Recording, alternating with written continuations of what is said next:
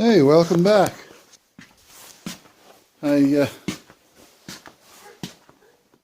recording this on my old mobile, and what I discovered was as I was taking the garbage up there, you'll see that here in a second.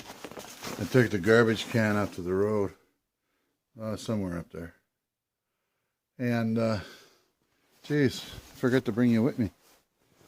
Oh well. So I'm waiting for my son to come so we can get started on cutting down some trees. And he should be here pretty quick, I would hope.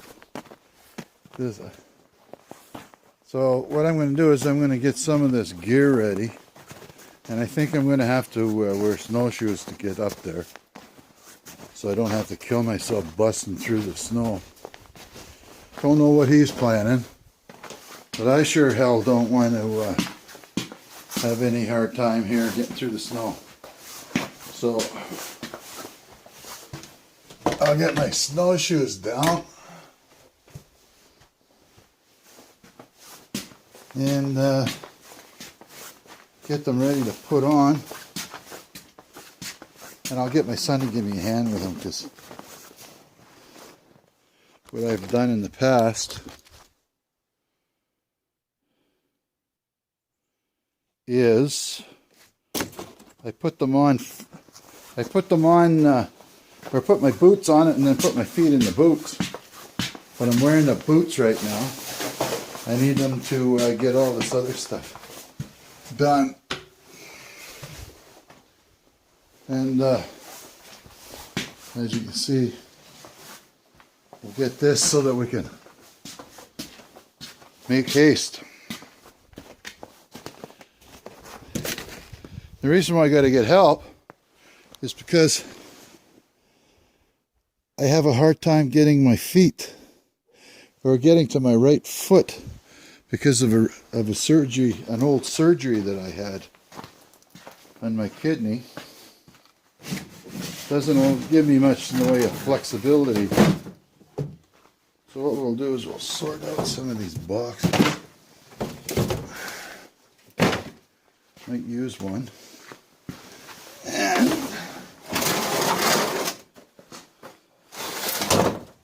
make sure that I got enough gas. Yeah, close enough. Gas, oil, chainsaw. Let me do it here.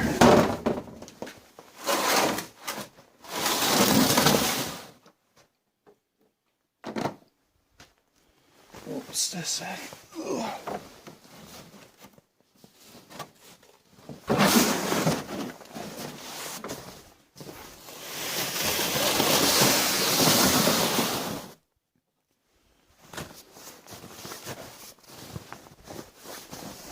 It's not too bad. There's no wind right now, which is refreshing to know. Now, look at that, ain't light. Here's one chainsaw. This is the bigger one. I have a hard time pulling it, but young feller should be having no problem. Now, what did I just knock over? Hang on.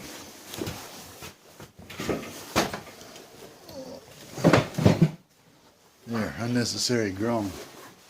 It's like Daddy Cornstar. Every time you bend over, you get a pull on something. There.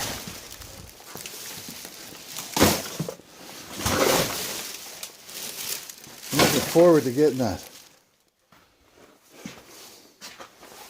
burnt out there. Now, let me see here. We'll get the chainsaws first.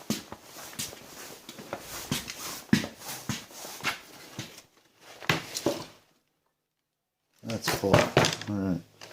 Little guy's ready to go. And the big guy's ready to go.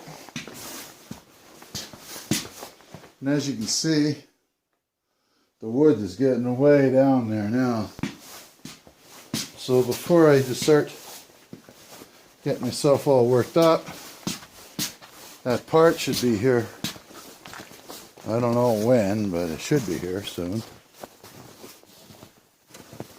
And get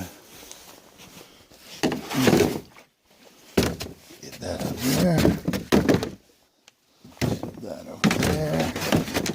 So now we're got that part done. I'll go grab the other bucket.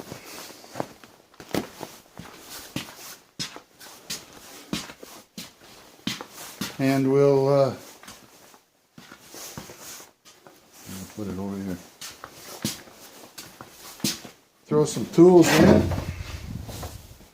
which is right here.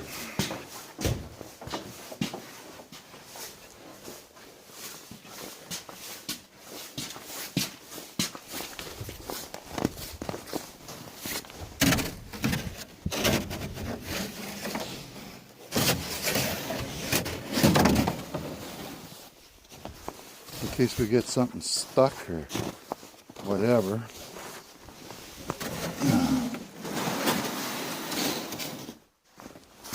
Alright, what do we got for tools here?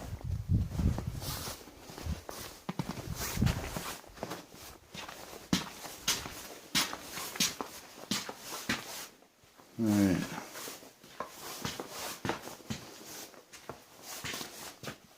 Chainsaw oil.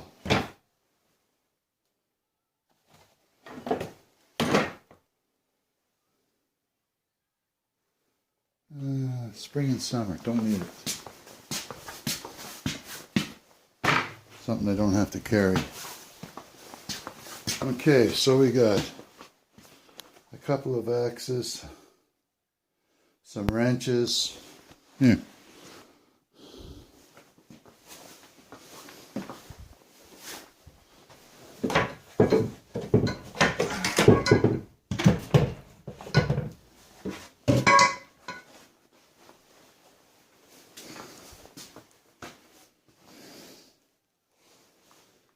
Yeah, we don't need to take everything. Okay. I'm just going to rest you here for a second while I stumble around. There.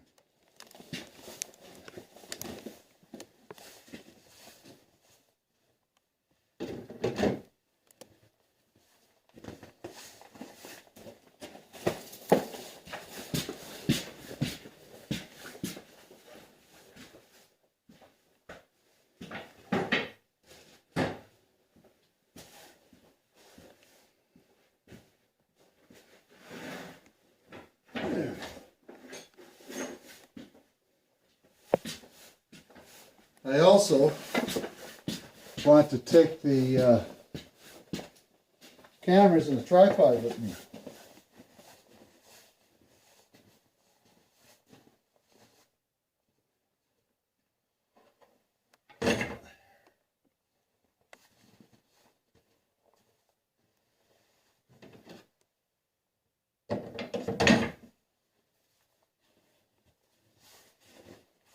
Let's see what we can do about the tripod now.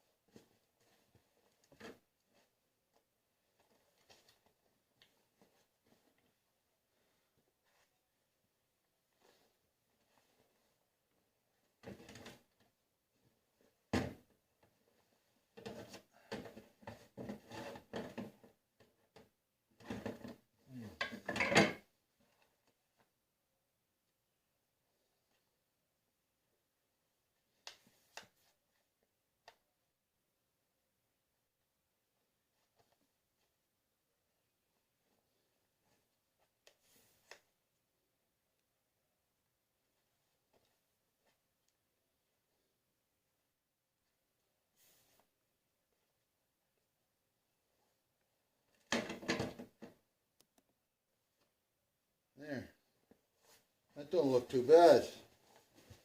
Let's see what we got for bungee cord here.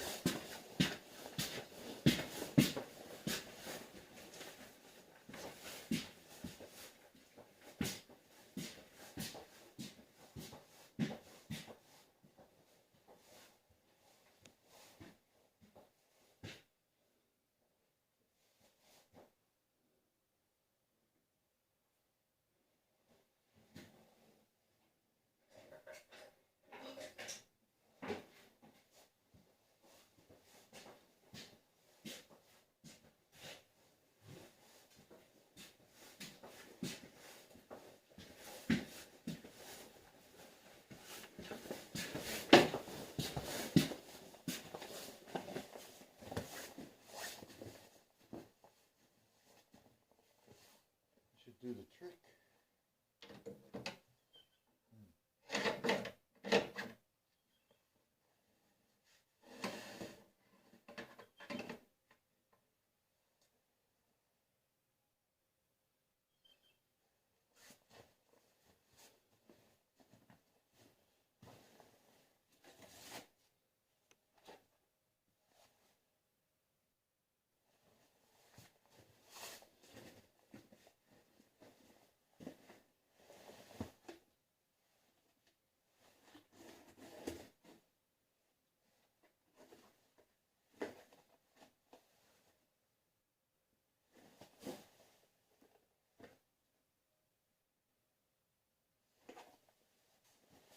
All right. That should work.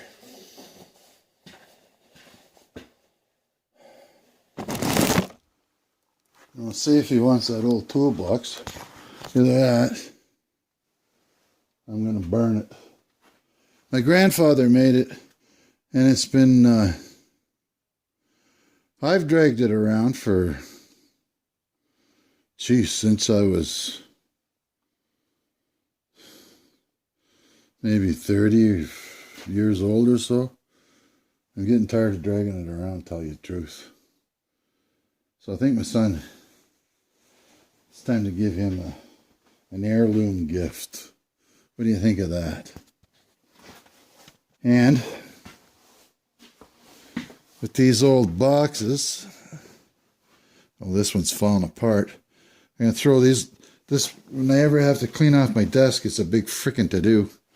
So instead of going through a ton of grief with my wife with item after item, because she has to wipe every frickin' thing off, I'm thinking the best thing to do would be is just throw all this stuff on there, and then I can put it on the desk, because every time she cleans it up, I've got to rearrange the rearrangement. This still isn't very good. We've got to get that tape around the door entrances so it'll go up from this east trough over to the gutter with that electrical cord. And I'm not at another piece for this one, because what happens is, over time, if we're not careful, the ice will keep building up as the snow melts on the roof, slowly but surely. And then if it gets underneath the shingles, then we're really in a freaking bind. So this is the first video, and I don't know when he's going to come. No doubt after I get in the house and take off my boots and coveralls.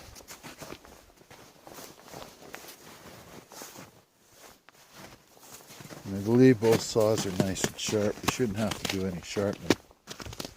And technically, he only needs to cut down 10 good-sized trees that I can reach them with the mower and the cart, so that I can, and I'll cut them up myself. And then I'll bring them down here and we'll split it over at the recycle center.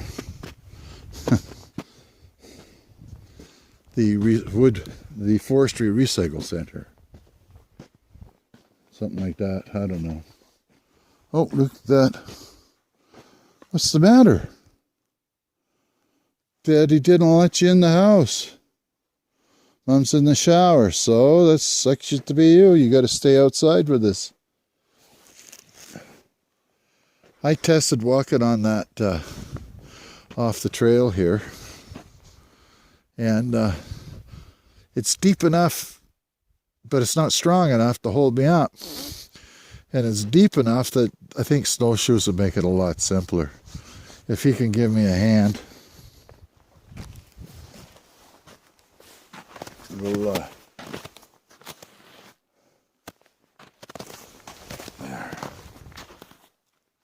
there. Looking forward to getting out of here. Let's get this going here, Nick.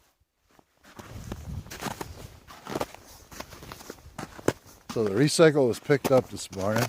The garbage is out for tomorrow morning. We got a bag of cans and bottles and whatever that we save for our son. And he can take them in.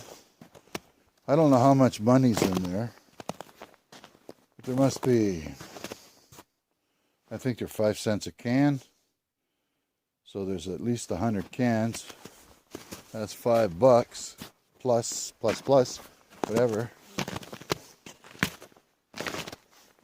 So that's good. The propane, I checked it. The propane king guy came today and filled up. So we're now getting a little closer to being ready in the event Mr. Weather hits the freaking fan here. You can see where this big truck backed in. Then he drags the hose over to the propane over there. Now with these two big tanks, I'll take you over there as we're killing some time here. These two big tanks behind here gives us about 5 days on the generator. And that's all these tanks are for, is to run that generator in the event of a power failure. I know it's 5 days from being full because we had a power failure a couple of years ago, and that was 5 days long. And there must have been, I don't know, close to 100,000 people in the province. We got hit with a big ice storm, and it knocked all the hydro down all over the freaking place. And some people took a lot longer than us. We took 5 days to get it restored. And then when we first, and then the following summer, like we bought this place in 2013, and in 2014, Hurricane Arthur hit, and we didn't have any power for 2 weeks. I was stranded for an extra day in Toronto. I couldn't fly home because the storm was still hitting here pretty hard. So it was right then and there. My wife picked me up at the airport a day late. Scared the hell out of me driving home. I had to drive. She was, there was trees knocked down everywhere. The place was pitch black. Everywhere was. Even the city, the whole city had no power. And as it was, we come here for the night. And I was really glad to be able to come and sleep in our own bed. And then at that time, we didn't sleep over in here. We slept over there. And you see the lines on the windows? We never had any curtains because we just moved in and there was freaking major demolition and renovation going on. The light up here, which is, somebody asked about it, it's an LED light. And because it consumes less energy, they lowered my bill $1. But being that, with the lights on, it would shine on the lines on the windows, and it always reminded me of Microsoft Windows. On the shadow on the wall. The bed was a regular double-sized bed, and we never got much sleep because in Abu Dhabi we had a king-size bed which we brought back with us, and that was good. At least when we got the bed finally, that would be 2016 sometime, maybe around the summer or something, close to the summer. Because of course all our stuff had to come from Abu Dhabi by ship in a container all the way over to Halifax, and then Halifax to here. The lesson I learned about being over in Abu Dhabi, it's nice to be able to buy all this stuff, but then that stuff you got to bring it all back. And we sold tons of stuff, all the electronics and everything we sold, because the plugins are different, and I didn't want to have to buy a whole bunch of freaking adapters just to run it. The computer, we had to cut the cord off the power supply, or off the power cord, and then we wired in another plug. So that was one of the few things we had brought back. Then we had some lamps that some young feller had to fix for us recently, because the quality of the wiring was questionable when you buy stuff from the Middle East or wherever, when you're not under the cloud of like the Canadian government regulations or UK regulations, Australian or American. They use questionable wiring on a lot of things. But anyway, the wind is from the northeast today. As you can see by our vane, the temperature is close to zero, because things are starting to just slightly melt, and you can see the dripping going on. The house is reasonably warm while the temperature is around zero. We can get the house heated up to pretty near normal, but when you look at it, we get 75 degrees to the right of the chimney. The doors are shut, and as many doors as are shut as possible. Plus the curtains are all open for the daytime to allow the light in, which will allow the house to heat up. And we managed to get it heated up from, say, around 68, 70 degrees, say, so let's say like 20, 21 degrees, up to about 23 degrees before the sun went down, and then the thing just drops like a rock. But what I'm glad about is, even if things aren't going as I would like them to, I've learned a valuable lesson on how to run the fireplace. Before, I used to just throw the frickin' wood in there and that'd be it. And every time it looked like I could squeeze a piece of wood in there, it would. But what I've learned is that, and this is only in the last couple of days, if the fireplace is pretty well empty of all the ashes and coals, what I do is I pack it as solid as I can get it, with as much as I can jam in there without damaging anything.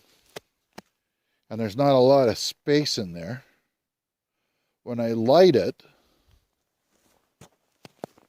it'll burn all night long, and there's plenty of coals left come morning, and then I just pack it in again as best as I can.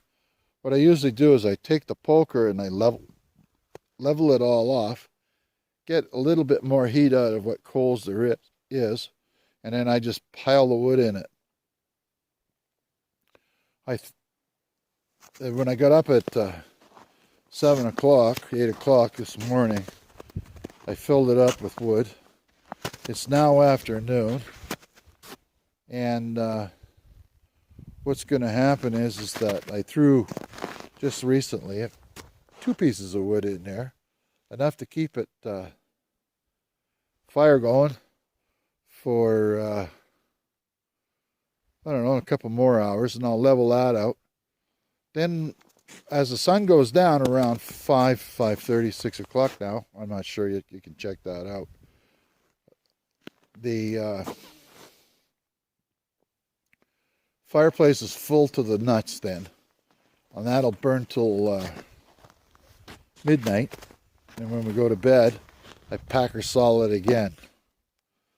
And I've noticed that I've cut down a little bit on the wood, and it gets a lot more heat, and there's a lot less freaking ash and mess left behind, so that I only have to empty all the ash out every couple of days.